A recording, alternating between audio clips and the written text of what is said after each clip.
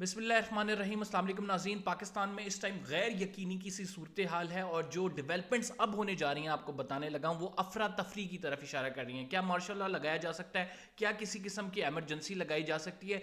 क्या financial emergency की तरफ हम जा रहे हैं? दो तीन डेवलपमेंट्स आपके सामने रखने लगा हूँ जो आज के दिन में हुई हैं और जो इशारा कर रही हैं कि मुल्क में अफरा तफरी मजीद बढ़ेगी। आज सुबह में जिस तरह से पीटीआई के senior vice president Fawad Chaudhry साहब को गिरफ्तार किया गया और उसके बाद उनको सड़कों पर घुमाते रहे, अदालत में जब फवाद चौधरी साहब गए तो क्या कुछ हुआ, और फिर हाई कोर्ट ने जब हुक्मनामा दिया तो क्या हुआ, फिर एक ड्रामा क्रिएट हुआ। पीटीआई के कुछ लीडर्स फवाद चौधरी की आगे गाड़ी के आगे लेटने की कोशिश की। ये तमाम क्या कुछ हो रहा है ये हम आपको सारा इस व्लॉग में बताएंगे। अगर आपने चैनल को सब्सक्राइब नहीं किया सब्सक्राइब कर ले, बेल का आइकन जरूर दबाएं, फेसबुक पे फॉलो करना ना भूलें। इमरान खान अब से कुछ देर बाद एक अहम खिताब करेंगे और उस खिताब में लाइन ऑफ एक्शन जो है इमरान खान साहब की जानिब से दिया जाएगा। पॉसिबली वो लाइन ऑफ एक्शन जो है वो कारकुनान को ये होगा कि आप जो हैं वो मुल्क गिर एहतजाज करें। और इमरान खान साहब को अब ये समझ आ गई कि हुकूमत से जिस तरह से ही ख़त्म किया है, ये जो मुखालफिन हैं वो इनके खिलाफ क्रैक डाउन को मजीद ज़्यादा करेंगे। अभी इस टाइम जमान पार्क जाने वाली रोड जो कि इमरान खान के घर को जाती है उसको मुकम्मल तौर पर बंद कर दिया गया है और उसको मुकम्मल तौर पर बंद करने की वजूहत ये हैं कि तहरीक इंसाफ के कारकुनान को हिदायत दी जा सकती थी कि वो जमान पार्क आकर एहतजाज करें और इमरान खान साहब की हिफाजत को यकीनी बनाएं, लेकिन उन रास्तों पर पुलिस इस टाइम खड़ी है और किसी को भी वहां पर जाने नहीं दिया जा रहा। मैं आपको बताऊं फवाद चौधरी के मामले पर बड़ी अपडेट हुई और फवाद चौधरी के मामले पर अपडेट ये बताती है कि इस मुल्क में कोई आईन और कानून नहीं है और ना ही उसकी इज्जत की जाती है, क्योंकि हाई कोर्ट के वाज़े अहकामात के बावजूद फवाद चौधरी के साथ एक ड्रामा क्रिएट हुआ। और वो ड्रामा क्या था वो आपको हम बताते हैं। फवाद चौधरी को आपको पता है पहले राहदारी रिमांड के लिए कैंट की अदालत में पेश किया गया और उन पर सेडिशन के चार्जेस थे और उन पर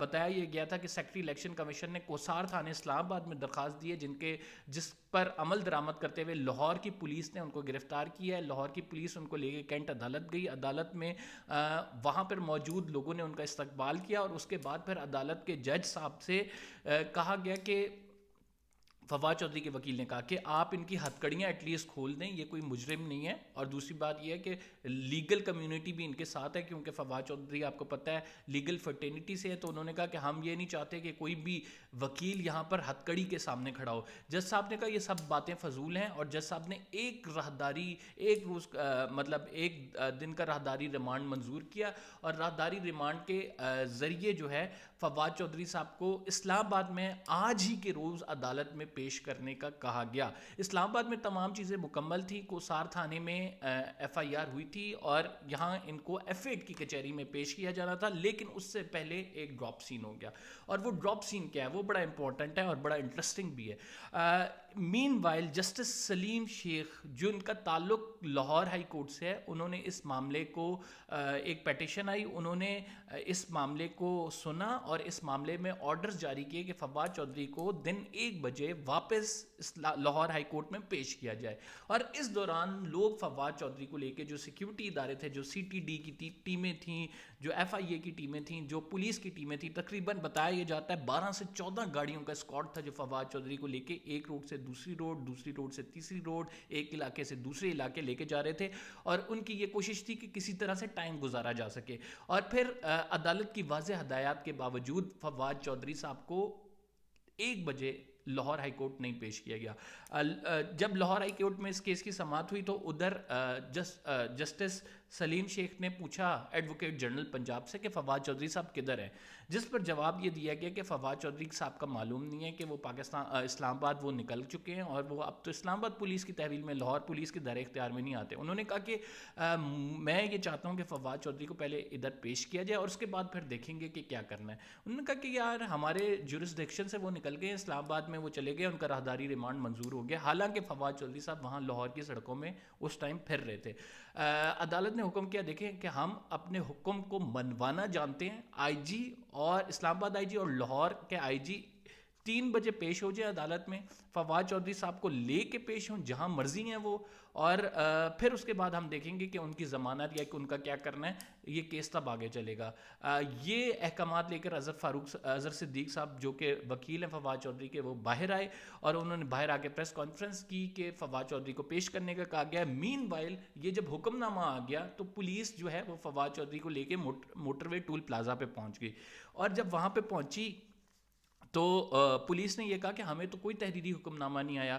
آپ کو پتہ ہے عدالتی آرڈرز جب نکلتے ہیں تو تھوڑے ٹائم تک نکلتے ہیں, اور اس ٹائم میں عدالتی آرڈرز جب ریٹن آرڈر آتا ہے جب اس پہ امپلیمنٹیشن ہوتی ہے, لیکن اکثر وربل آرڈرز پہ بھی آئی جی کو کنوے کر دیا جاتا ہے, اور آئی جی پھر پولیس کے سپاہیوں کو کہتے ہیں لوگ مجرم کو لے کے پہنچ جاتے ہیں. انہوں نے کہا کہ ہمیں ریٹن آرڈرز نہیں آئے. یہ کہہ کے انہوں نے اسلام آباد موٹر وے ٹول پلازا کی طرف رخ کیا, اور بیچ میں فاروق حبیب صاحب کود پڑے, اور فاروق حبیب صاحب نے کہا یہ گاڑی میرے اوپر سے گزرے گی, اس کے بغیر میں آپ کو جانے نہیں دوں گا, اور یہ آپ کس طرح سے کر سکتے ہیں, لاہور ہائی کورٹ کے واضح احکامات ہیں, آپ نہیں لے کے جا سکتے. انہوں نے اپنی گاڑی پولیس اسکواڈ کی گاڑیوں کے آگے کھڑی کر دی, تو پولیس اسکواڈ کی گاڑیاں موو نہیں ہو سکتی تھیں. پھر انہوں نے ریورس کر کے دوسرے جو ٹول پلازا ہے ادھر سے وہاں پہ ایکشن لیتے ہوئے پولیس نکل گئی آگے, اور انہوں نے لاہور ہائی کورٹ کے حکم جو ہے وہ ہوا میں اڑا دیے.